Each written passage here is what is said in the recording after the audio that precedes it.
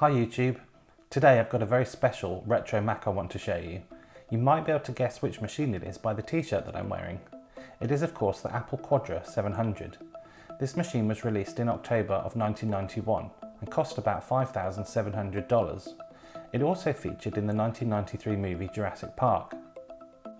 Released alongside with the Quadra 900, these two machines were the first Macs to use the Motorola 68040 CPU, running at 25 MHz.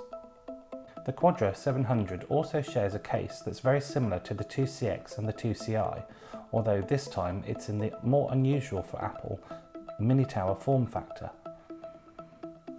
The Apple logo and the Quadra text are in the vertical orientation, whereas on the other machines it was in the horizontal. The system shipped with System 701. There's also 4 MB soldered on the motherboard, as well as 512K of video memory, both of which can be upgraded quite substantially. This machine has 6 VRAM slots, allowing for a total of 2 MB of VRAM. This is enough to run 832 by 624 in millions of colours. There are 4 30-pin SIM sockets on the system board, allowing for an upgrade to a total of 68 MB of memory. This is also one of Apple's first machines that included Ethernet on the system board, but it doesn't have an RJ45 connection, but uses the more proprietary A.k.a, meaning if you want to connect it to networks these days, you'll need a transceiver.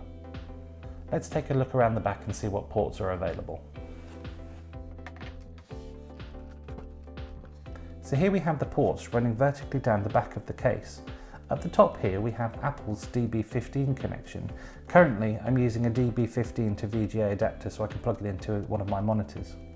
Below that we have a SCSI port, the A.k.a port, 2 serial ports, 2 ADB ports and 2 3.5mm audio in and audio out jacks.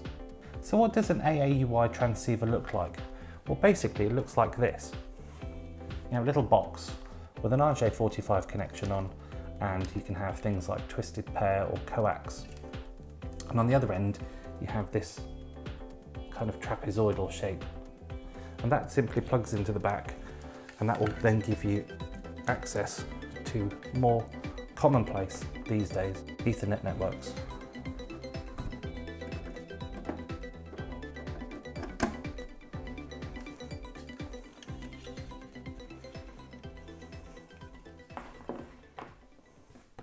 Fun fact, the dongle life started in 1991.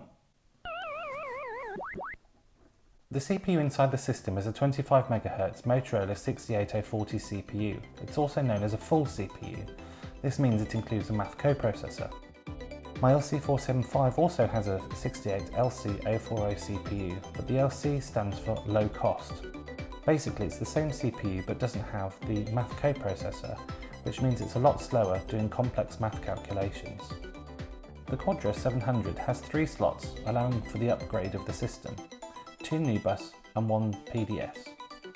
The NUBUS card slots allow for additional graphics cards or network cards to be installed inside the system.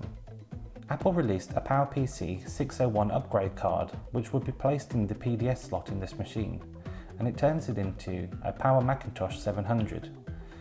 This machine is one of the only machines that can run System 7.0.1 all the way through to macOS 9.1.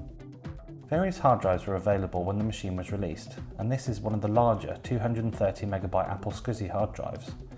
Now I didn't want to play around with this because it's got files on and applications, and I didn't want to format it and put my own OS on, so what I've done is I put a Blue SCSI inside, and a Blue SCSI is my favourite hard drive emulator. It allows me to create virtual machines in Basilisk or Sheepshaver and then transport it over to actually running it on physical hardware. So what I did was I installed macOS 8.1 in a virtual machine, and I've copied that over to my Blue SCSI so I can play around with it, and I don't have to worry about losing any data on these drives because they are getting more and more rare, and at this point this is over 30 years old, so it may fail at any time, so we don't really want to be playing around with it.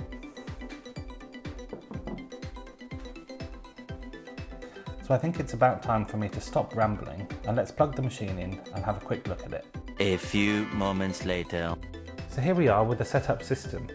I do have an Apple CRT monitor, but unfortunately it refreshes at 67 Hz, which means you get terrible flickering when trying to record a video. And also my studio lights are very bright, so this might appear a bit washed out. because I'm using the VGA splitter, unfortunately I'm not able to use my capture device. I've also got another monitor that's hidden behind this monitor, so I can drive the system from behind and show you what I'm looking at. So let's turn it on.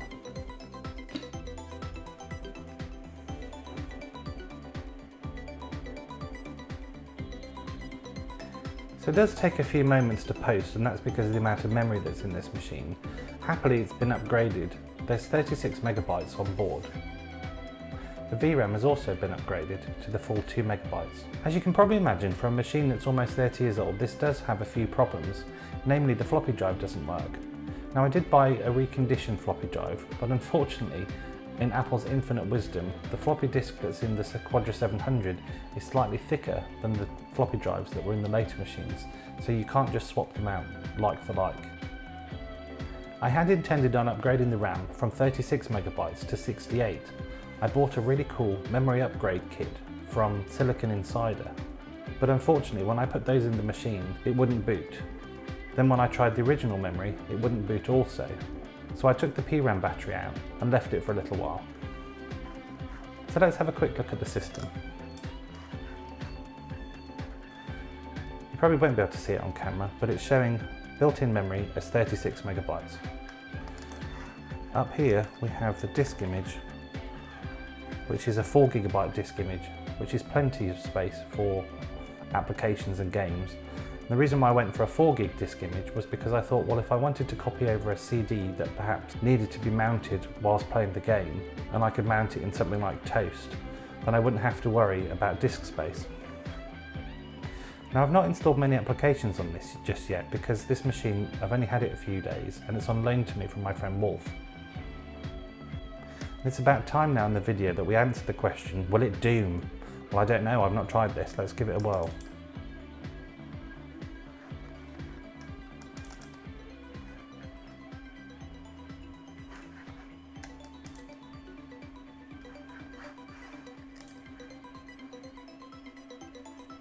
So this is Doom 2, this isn't the original Doom, and you might have noticed there isn't any audio coming out of the machine. Now, I'm not sure what's going on with the built-in speaker, but if you plug a cable into the 3.5mm jack at the back and plug it into some speakers, you do get audio.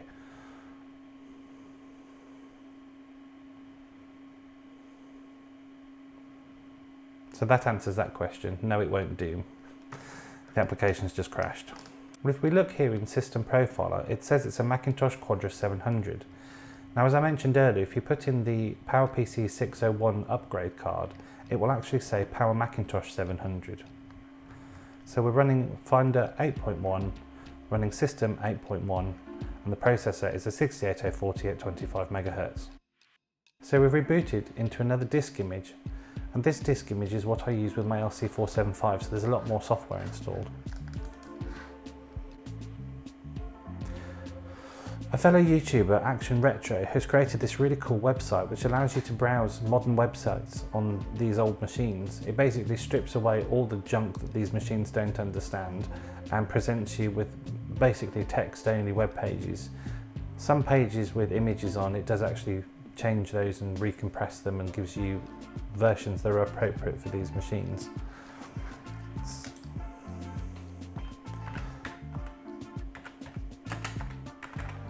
So if we search for Quadra 700, you'll see here the first entry is the official Wikipedia page. Now these things aren't going to win any speed awards, although I'm connected to a modern broadband. Because of the processor in these machines, accessing anything over the internet is quite slow. So as we can see, here is the Wikipedia page. Let's also go to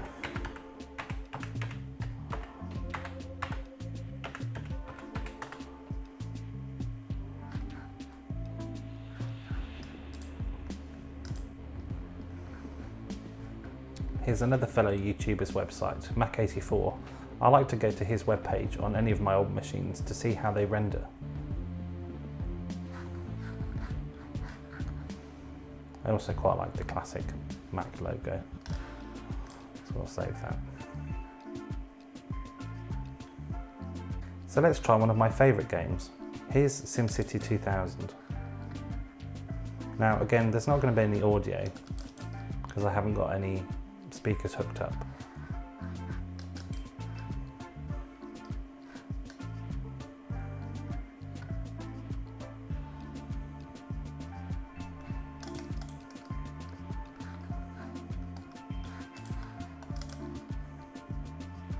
And here we go, SimCity 2000 running on a 25 MHz 68040 CPU.